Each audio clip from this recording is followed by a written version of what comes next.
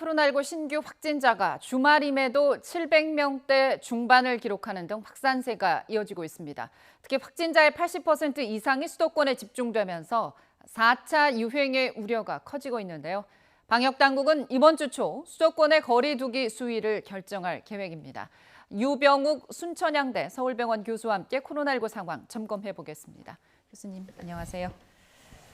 네, 대개는 이제 주 초반에 주말 검사 건수가 줄면서 확진자 수가 떨어지다가 이제 주 중반으로 갈수록 늘어나는 그런 양상을 보여왔는데 지금 보면 닷새째 700명, 800명대를 지금 오가고 있습니다. 왜 이렇게 확산세가 이어지는 걸까요? 우선 확진된 분들의 연령대를 생각을 해보면 예. 20, 30대, 그다음에 네. 40대 초반이 많습니다. 네. 이분들은 다중이용시설, 식당 등을 활용할 때 네. QR코드나 본인의 연락처를 잘 적는 편입니다. 네. 그래서 실제로 그곳에서 한두 분이 확진이 되면 추적을 해서 찾기가 용이합니다.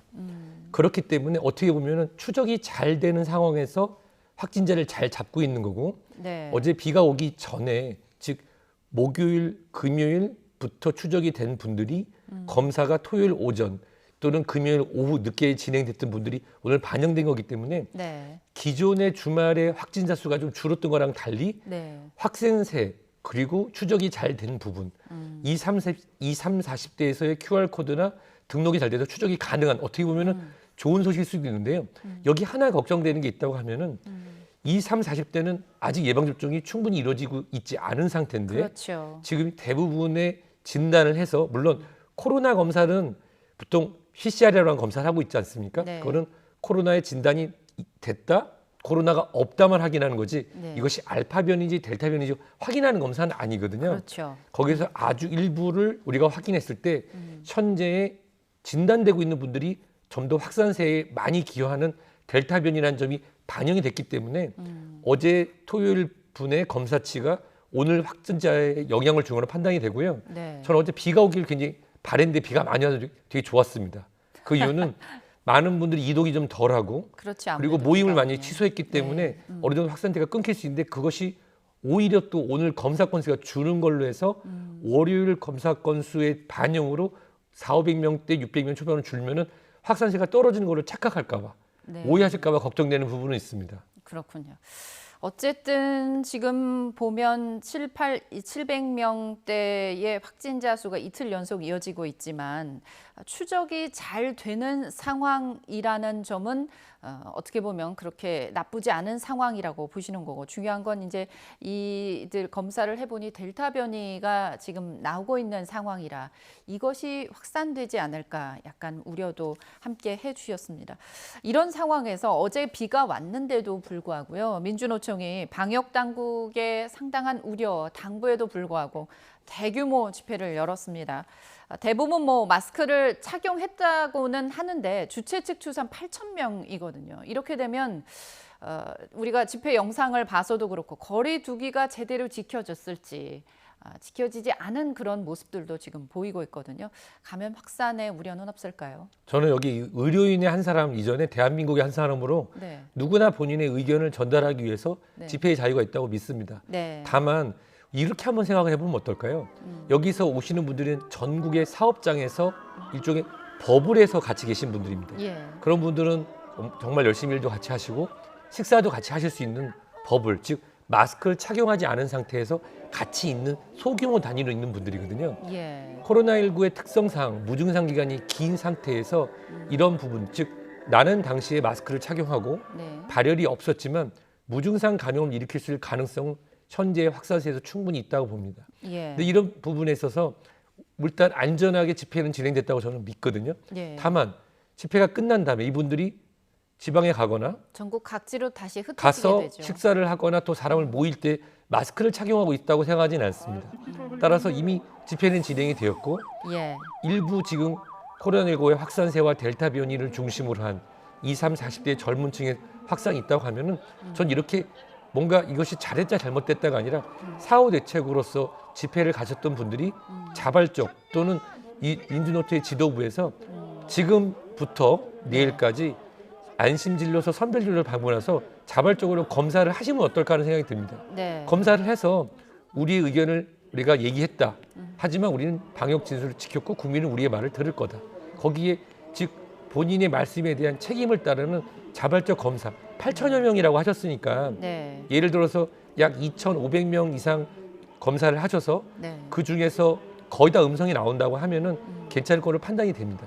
하지만 그 지역 단위별로 대표가 되시는 10명 중에 3분에서 4분 정도가 오늘 바로 가까운 보건소나 선별조사 검사를 하시고 음성이 나온다고 하면 내일 직장으로 복귀하시는데 문제는 없을 거라 판단이 되지만 네. 만약에 거기서 확산세가 보인다고 하면은 참가하셨던 분들이 전원 검사를 하시고 네. 가족분들 그리고 직장으로 파급되는 부분에 있어서의 막는 것이 월요일 화요일에 혹시라도 발생될 수 있는 민주노총 때문에 1,000명이 넘었다는 얘기를 막기 위해서는 그런 부분이 지금 진행되지 않을까 개인적으로 조심스럽게 말씀드리고 싶습니다. 네, 지금 어떻게 보면 굉장히 좋은 대안을 좀 얘기해 주신 것 같아요. 집회 참가자분들이 이제 각 지역별로 이제 돌아가셨는데 그 중에 일부 대표자들께서는 자발적으로 코로나19 검사 진단 검사에 참여해서 거기서 문제가 없다는 것이 나오면 이제 크게 걱정을 더는 것이고 그 중에서 감염자가 만약에 나온다고 하면 집회에 참가하신 많은 분들이 자발적으로 먼저 검사를 받는 것이 좋지 않을까 하는 의견을 주셨습니다. 지금 말씀하신 것처럼 이제 신규 확진자 가운데 80% 이상이 지금 특히 수도권에 인구가 가장 많은 수도권에 집중돼 있다는 것이 많은 우려를 낳고 있는 부분입니다. 이렇게 심각한데 지금 보면 인천에 있는 한 노래방 업주 또 도우미가 어떻게 상황이 벌어졌는지 이에 대해서 정확히 얘기를 안 하고 허위 진술까지 하면서 지금 방역 대응이 상당히 늦어졌어요. 그래서 또 확산이 된 부분이 있습니다. 사실 우리는 많은 미디어와 많은 뉴스에 노출되면서 네. 쉽게 잊는 경향이 있습니다. 예를 들어서 우리가 2009년 H1N1 신종플루 때 네. 78만 명의 확진자가 있었다는 걸 아무도 기억을 못 하거든요. 그렇군요. 네, 어마어마한 숫자죠. 예. 그리고 작년에 네. 우리가 돌잔치에 사진기사로 일하셨던 분, 네. 그분은 이제 같이 운전도 하셨던 분이신데 네. 그분이 본인의 그런 동선이나 이런 걸 말씀하지 않은 것 때문에 네. 그 돌잔치에 참여하셨던 많은 분들, 어르신들까지 감염이 되고 예. 그랬던 부분이 있어서 그걸로 인해서 본인이 정확하게 방역에 협조하지 않고 거짓을 말씀하신 분에서 거기에 대한 사법적인 판단이 나온 적도 있었는데 예. 많은 부분이 또 잊었습니다. 왜냐하면 일상으로 돌아갈 수 있다. 마스크를 벗어도 되지 않을까라는 기대감과 더불어 마스크를 안 써도 된다라고 하는 여러 조금 혼란스러운 메시지가 있었거든요. 예. 거기에 더불어서 사실 어떤 사람이 어떤 문제를 일으켰을 때 다그칩니다. 너 이거 했지? 그러면 그 인간의 본성상 아니요라고 대답할 수 있거든요. 예. 하지만 본인은 아니요로 대답하지만 본인에게 증상이 없더라도 어떤 환경에 노출됐거나 특히나 유흥시설이나 이런 경우에는 어떤 일정 기간 동안에 정기적으로 검사를 해서 네. 확인해야 되는 부분이 있습니다. 예. 근데 그런 부분들을 지켜지지 않는다고 하면은 확산세가 다시 나타나는 건 우리가 이미 알고 있는데요. 예. 다시 한번 작년 8월, 작년 12월, 네. 그리고 작년 5월에 있었던 전국전 확산세가 서울의 이태원 클럽발 또는 8월의 집회 전후 네. 그리고 연말에 그런 완화의 기대감 이런 것들이 연장됐다는 것이 다시 반복되는 걸 본다고 하면 방역 당국에서 요청이 왔을 때 처벌 이런 걸 떠나서 본인이 자발적 참여와 정직한 동선 공개가 굉장히 필요한 시점인 것 같습니다. 네. 델타 변이가 발견된 이 홍대 주점과 이 원어민 강사발 집단 감염이 지금 이제 수도권을 넘어서 전국적으로 지금 퍼지고 있는 그런 상황입니다. 관련 확진자가 지금 300명에 육박하는 그런 상황인데요. 자칫 대규모 유행, 이것 때문에 또 다른 대규모 유행이 생기지 않을까 우려가 될 수밖에 없는 그런 상황인 거죠. 지난 2020년 5월에 이태원 클럽발 같은 경우도 예. 원어민이라든지 미국에서 들어온 교민분 이런 표현들이 많았는데 특정인들에 대한 어떠한 그런 그 비판받을 만한 그런 부분보다도 네. 예전하고 비교해서 봤을 때 마스크 착용률이 작년보다 훨씬 높은 건 사실입니다. 예. 근데 문제는 뭐냐면 저도 지금 제가 근무하고 있는 병원이 용산구 소재에 있는데요. 네. 어제부터 영어로 된 문자 메시지가 오기 시작하더라고요. 예. 어디 방문하신 분들은 꼭 검사 받으시라고 영문으로 나왔습니다. 예. 그렇다고 생각하면 그 이전에는 제가 받은 기억이 없거든요. 예. 따라서 최근에 확산되고 있는 부분에 있어서 외국인 분들에 대해서 영어에 대한 검사 안내 그리고 전국적 확산 부분은 아마 델타 변이가 우세종이 되는 거는 시간 문제라고 판단이 된다고 하면 네. 그런 부분에 있어서 국문 그리고 영문 또 필요하다고 하면 기타 외국어에 대한 그런 검사에 대한 권유가 같이 진행되면서 네. 연결고리를 빨리 끊을 수 있도록 하는 게 중요할 것 같고요.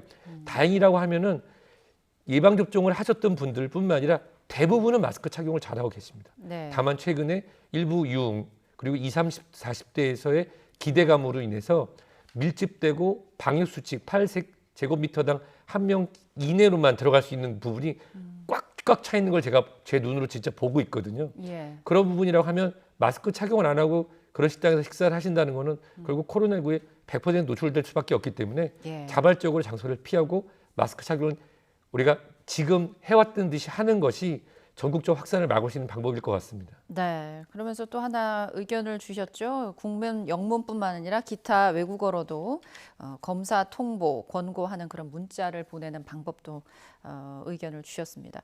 상황이 이렇다 보니까요. 원래 7일까지로 늦춘 수도권 거리두기 완화에 대한 정부 고심이 상당히 깊어지고 있습니다. 관련 내용 들어보시죠. 특히 수도권의 상황이 심각합니다. 전파력이 강한 델타 바이러스 감염의 90%가 수도권에서 나오고 있습니다.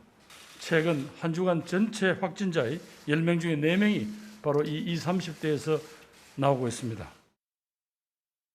새로운 거리두기 체계로 보면 수도권 이미 3단계에 해당하는 그런 수치들을 보이고 있거든요. 방역 당국이 이번 주 초에 거리두기 조치에 대한 그런 대책을 내놓을 예정인데 어떤 것들이 좀 들어가야 될까요? 우선 학습 효과라고 하죠.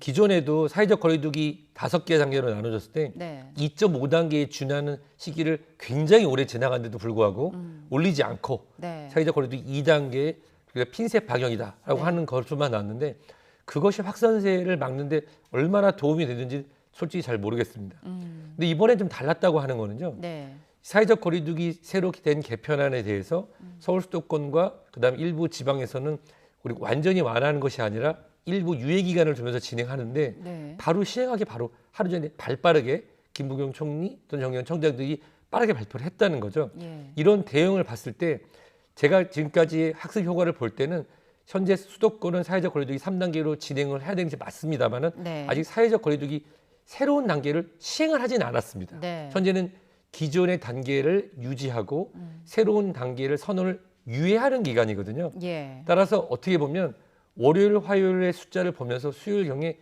일주일 또는 2주일에 대한 유예 또는 충청 지역 같은 경우는 사실 사회적 거리두기의 새로운 단계를 진행하면서 예. 시간이라든지 인원 제한이 전혀 없습니다. 예. 그런데 이 천안 아산 지역이라든지 또 어떻게 보면은 원주 또 서울 경기에 인접해 있는 충북 일부 지역의 윤가에는 풍선 효과가 나타날 수 있기 때문에 네. 지자체와의 협업을 통해서 일단 유예를 진행하면서 이것이 확산될 수 있는 그 연결고리 지역에 대해서 선별적으로 단계를 올리는 방향으로. 네. 왜냐하면 아마 의료 전문가들은 당장에 3단계를 올려야 된다. 똑같은 네. 목소리를 낼 거고. 예. 하지만 실제로 현장에 계신 분들이나 또 소상공인 분들 이런 분들은 올리는 것에 대한 부담을 갖기 때문에 그렇죠. 정부에서는 유예 연장 또는 일부 지역에 대해서 방역 조치의 강화 등으로 진행될 거로 판단합니다. 그렇군요. 한 사람이 몇 명을 감염시키는지 알려주는 이 감염 재생산 지수도 높아졌습니다. 일단 방역 당국의 입장 들어보시죠. 전국적으로 기초 재생산 지수가 1.20 정도, 그리고 그 중에서도 수도권, 즉 서울, 인천, 경기를 중심으로 해서는 1.24 정도의 기초 재생산 지수를 보이고 있습니다. 델타 변이가 더 확산이 된다면 델타 변이 자체가 기초 재생산 지수를 자연스럽게 올리는 효과까지 있기 때문에 지금 바로 거리두기나 마스크 착용 등 우리의 수칙 준수가 뒤따라야 된다는 취지에서 강조를 드립니다. 감염 재생산 지수는 1.2, 근데 수도권은 이거보다 높은 1.24입니다. 당국이 이제 감염 확산과 델타 변이 연관성 시사했는데 아까 교수님이 이 델타 변이가 지배종이 되는 건 시간 문제라는 얘기를 해 주셨거든요. 어떻게 보십니까? 우선은 우리가 작년에 이태원 클럽발 이전에 기억을 더듬으면 S그룹, V그룹이라고 하는 코로나19가 주 종이었습니다. 네. 근데 이태원 클럽 이후에는 GR형, GH형이라고 하는 걸 불렀는데요. 그 네. 이후로는 정말 기억도 할 수 없는 다양한 변이종에 대한 얘기가 있었죠. 네. 바이러스는 숙주인 사람 등을 괴롭히지 않고 본인의 자손을 퍼뜨리기 위해서 최선을 다합니다. 즉 치명률, 네. 증상은 점점 옅어지고 전파력은 빨라지겠죠. 네. 일부 일부 연구에 따르면 영국형이라고 불렸던 알파 변이에 대비 인도형이라고 불리는 델타 변이는 약 60%, 즉 1.5배 이상 전파력이 빠르다고 나와 있는데요. 네. 치명률에 대한 부분은 아직 연구 결과는 엇갈리고 있습니다. 부분은 예방접종이 어느 정도 이루어진, 즉 고위험군이나 고령층이 이루어진 군에서는 네. 확산세가 젊은 층에서 많지만 치명률은 높지 않기 때문에 네. 델타 변이가 치명률이 높지 않다라고 발표가 나는 반면에 네. 예방접종률이 떨어진 국가에서는 이것이 전파가 빨리 진행되면서 의료진의 역량이 따라가지 못해서 적절히 치료받지 못하기 때문에 치명률이 올라간다는 두 가지 상반된 연구 결과가 나오고 있거든요. 그렇군요. 하지만 일반적인 바이러스 특성상 전파력은 점점 빨라지고 지금 나오는 델타형이 아마 3, 4개월 후에는 우리가 또 잊어버리고 새로운 더 빠르게 확산되고 다만 바라건대 이런 치명률이 낮아지는.